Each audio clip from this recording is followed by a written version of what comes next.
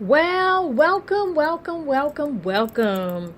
You are tuned in to All Bets on Her with me, Tamisha Kinloch-Carter, your host. This is episode 5, and I'm super excited to be here to talk to you again about my favorite subject. We all know it, customer service. But today we're going to talk a little bit about customer feedback and how we can enhance the way we receive it and execute the plan to make sure that we are providing the best customer service ever through the feedbacks. There are 4 key parts that I want to talk about really quickly. I won't be here long to, prolong the time because time is everything. Today we have the 4 parts, and it's number 1, ask for feedback. Number 2, promote an online survey. Number 3, welcome your customer or client. And number 4, accept all types of feedbacks. Let's jump right into it. For most businesses, we tend to want the positive feedbacks. We don't want to hear anybody telling us how crappy our services was, or our employee or partner, or even us, we provided some horrible service. We don't want to hear that. We want to hear all the good things. Well, we know in this life, you cannot always have 100. That's nearly impossible. You would have to be a superhuman in order to be 100% all times. So if you drop down to a 90%, guess what? You need to know from the 10% what happened to make you drop to the 90%. It may have been something simple, but something that you can do to correct it easily by just knowing what it was in the first place. So let's start out with this. Asking for feedbacks. While it is often typical for companies to ask for the feedback, not all companies realize that they need to ask for the feedback. If you don't ask for it, more than likely you're not going to get it. And you need to stop expecting it. Please do not expect a customer just because you gave them great services and they were excited about it, or your product was the bomb and you know it was the bomb and the client knew it was the bomb. If you don't ask them to say to the public, to the world, that your service or your product was the bomb, you'll never get it. So always remember to ask for that. Not many customers are willing to go out of their way to give you a feedback because they feel like it's going to take up too much time. So what I tend to do is I try to set up an automatic feedback feature where you can ask for customers to give their feedback a couple days after they receive your product or services. And if you are someone who sells online, possibly you can have, as soon as they've checked out, there's a pop-up page that will come up that will be able to capture their review of the services or the products that they received from you. Number 2, promote an online survey. Surveys are really good. Some people don't like to fill out surveys, but I tend to do it because I know how important it is. And if it's online, and if it's not going to take me any more than 2 minutes, then I'm more prone to do it. Please don't go past 2 minutes because you will never get that survey completed. Online surveys are one of the most popular marketing techniques used by businesses now. And for good reasons, because this technique works well, but you have to make sure you limit it to a certain time frame. Do not go past, like I said, don't go past the 2 minutes or 5 minutes because you will lose it.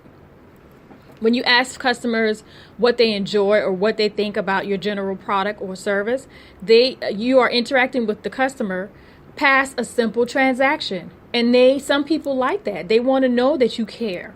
And so doing a survey or providing a survey for them to do, that will assist you in getting the feedback that you need to enhance your customer service skills. Number 3, welcome the customer.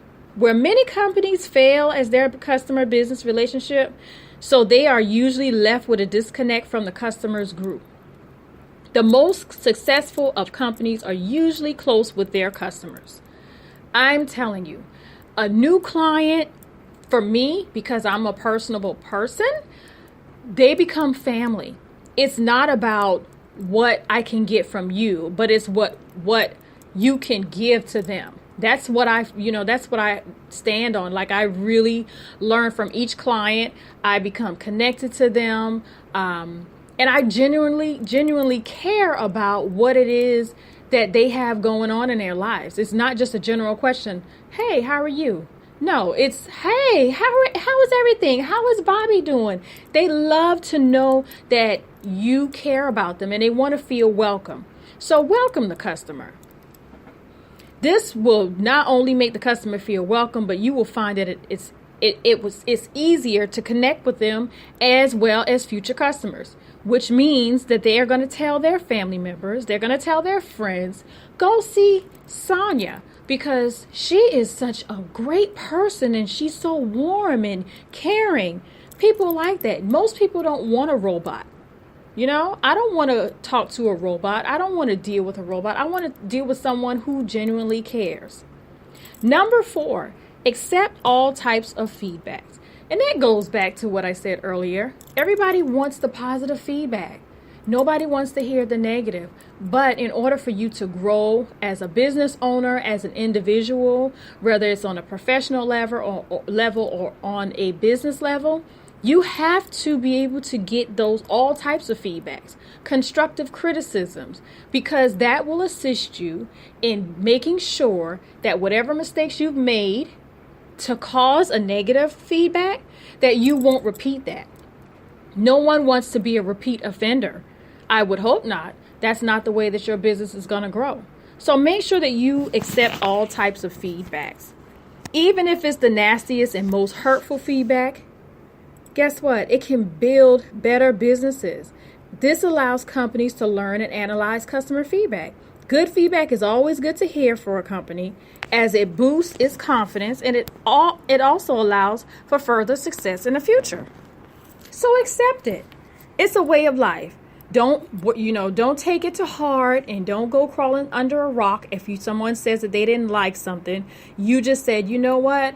I am so sorry that you had that type of experience. Let me see what it is I can do to change that so it won't happen again. That's how you deal with negative feedbacks. Bad feedback is valuable. However, it also highlights what is wrong with the company's techniques in interacting with the customers. Whether the complaints are shipping-based, product description mistakes, or other common plagues to businesses, by accepting all types of feedback, you are admitting your fault and you are recognizing the most important factor of the business. The customer is always right. We should know this by now. Without the customers, we have no business. So guess what? If there's a problem, just fix it. But we need to be able to accept all types of feedback no matter what. So let's recap. Number 1, ask for the feedback. Number 2, promote an online survey. Number 3, welcome the customer. Number 4, accept all types of feedbacks. I am so happy that you guys decided to join me today for another episode of All Bets on Her, and that you will subscribe to my YouTube page, follow me on Instagram and Twitter, and like my Facebook page. I would really, really appreciate it. Thanks again for listening to another episode 5 of How Can We Enhance Our Customer Feedback? Or how can we make sure that we give the best customer service ever so we can get those great feedbacks? Okay? Thanks again, and I pray that you all have the best day ever, and I will see you again next week. Same time, same station. All Bets on Her with me, Tamisha Kinloch-Carter. Have a wonderful day.